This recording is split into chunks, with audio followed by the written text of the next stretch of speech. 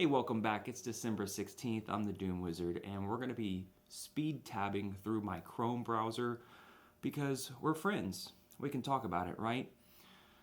This is a format that other channels seem to pursue, and I felt like partaking myself. So sit back, enjoy, maybe grab a glass of wine, drink in moderation. Also, I have to give the shout outs to Diane Wilson and Brent McKinney in particular for contributing so much to this channel. I am speechless and eager to shake your hand wherever and whenever. With that out the way, the rest of you are welcome to step up and use the donation link below. It's much quicker than allowing YouTube to take their cut and eventually pay me out, which is just pennies mostly. All right, so with that out the way, let's head into this litany, this universe of tabs I've acquired over the past several weeks. If at best you could walk away with just a little nugget of information to help prioritize your way of life. Are we united or divided in the fight against climate change? From visual capitalists, not certain how accurate this data is, but 147,000 people from 142 countries feel about it. As you can tell, America is not at the top of the list. We are the most propagandized and divided culture on the planet next to China. A fascinating article, if I say so myself, from phys.org. I've forwarded this over to both one of my best friends and Dr. Guy McPherson, who reiterates that this finding is just another keynote to our understanding of exponential, and that accelerating rates of heat uptake by oceans don't fit current climate models and can be explained by quantum physics. Yeah, if that's over your head, I don't know what is. The Journal of Physics and Communications said that puts forward a new quantum thermal physics paradigm to better understand the impact of global warming. Data accumulated over 70 years shows an accelerating rising in ocean temperatures and the total energy stored in the oceans. I'm going to stop there before I confuse even myself. For those few of you in an intimate relationship, remember that neuroticism is a personality trait that drives couples to divorce more than any other. Neuroticism, characterized by emotional instability and high reactivity, is a key driver of divorce. While all relationships experience ups and downs, individuals with high levels of neuroticism are more prone to interpreting those ups and downs in negative and damaging ways, thus even ruminating, which is bringing life to dead emotional negativity.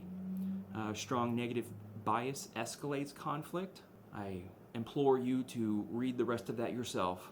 Winter is cooked from the Atlantic, also blocked, but the winter in most places it should expect less snow than many people expect, and a historical record would consider normal. In fact, in Albany, winter is 6.8 degrees Fahrenheit warmer than on average than it was 50 years ago. This is occurring in many more places around the planet because the planet is warming up.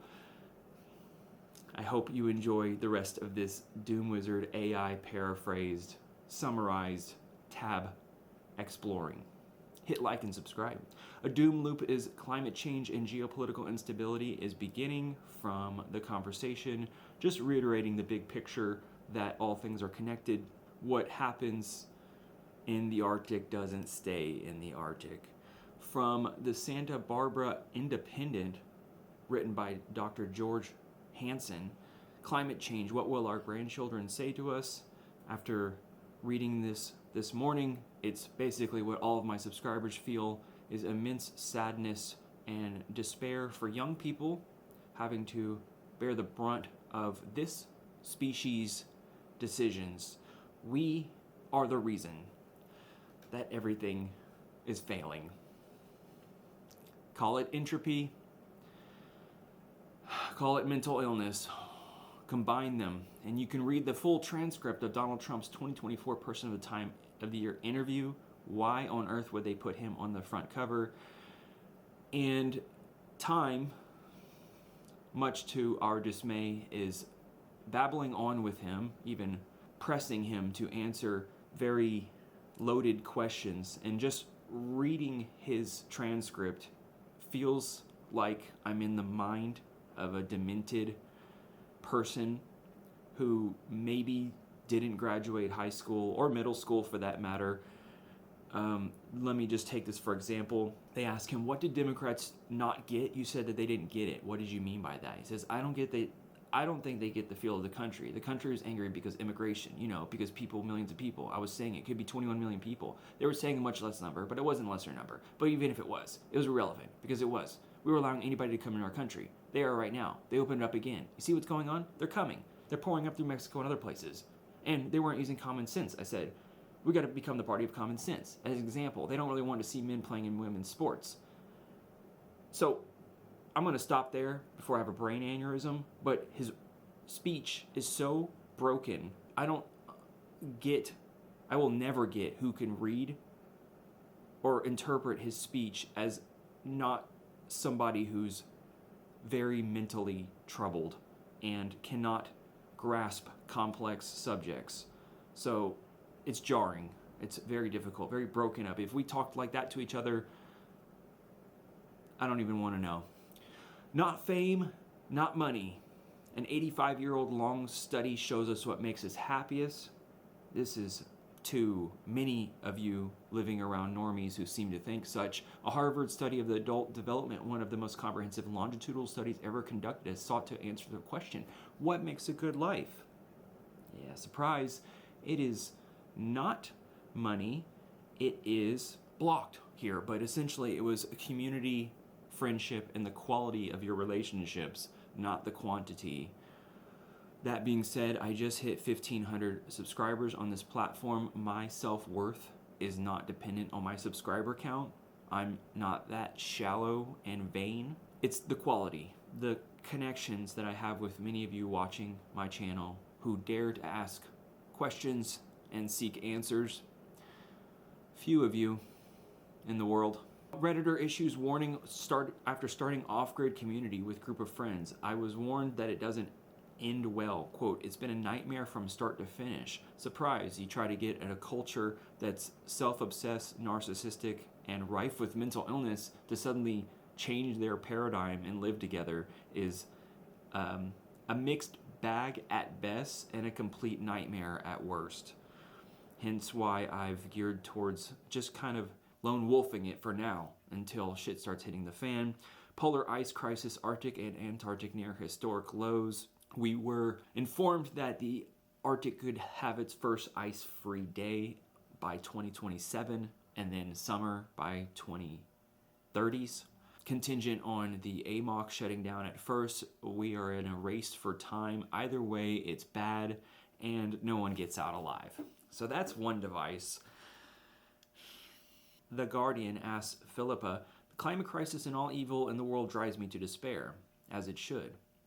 The world will continue to be absurd, but you, with more passion, can still make your corner of it more bearable. Essentially, a reader writes in to find this world to be complete catastrophe and ending soon. Everything that I cherish is being destroyed and there's nowhere to find solace. I always love nature, but when I go for a walk now, I see every ash tree dying, I hear the loss of bird song, I see how few insects there are, just doom looping in your daily life. And the answer from Philippa is essentially to just foster the garden of your mind and space.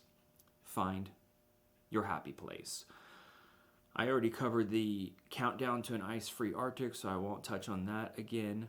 You may have encountered these people in your life often. Frequent apology as a symptom of childhood parental trauma. Frequent inappropriate apologizing can result from childhood trauma. Surprise, some children use apology to avoid a parent lashing out. With frequent apologizing continues into adulthood, it can cause re-traumatization and unhealthy subordination. I see it play out in my workplace often. Recovery from childhood parental trauma requires cessation of inappropriate apologizing.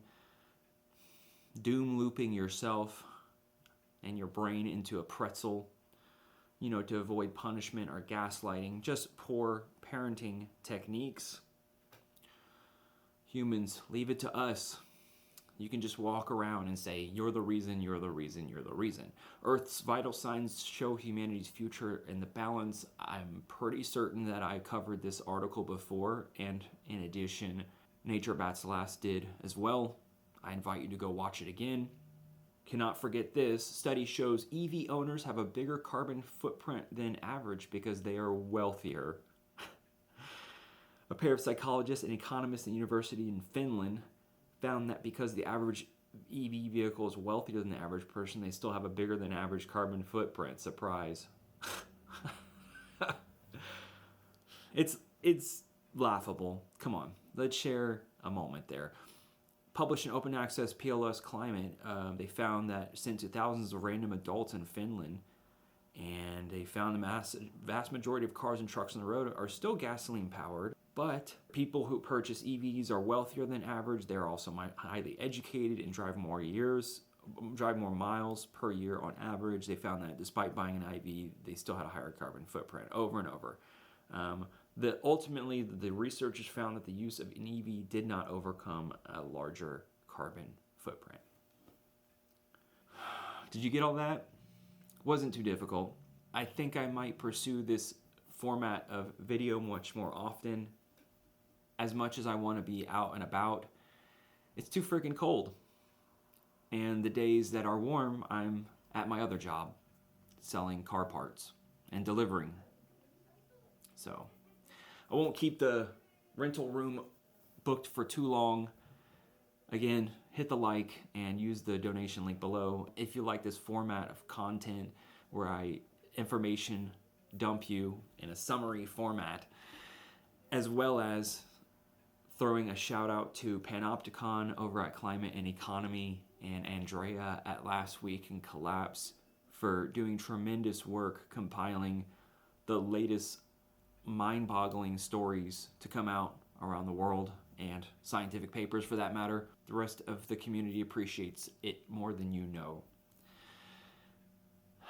Okay, enjoy your week, and if I don't talk to you before Christmas, enjoy that old Cajun night before Christmas. Ciao.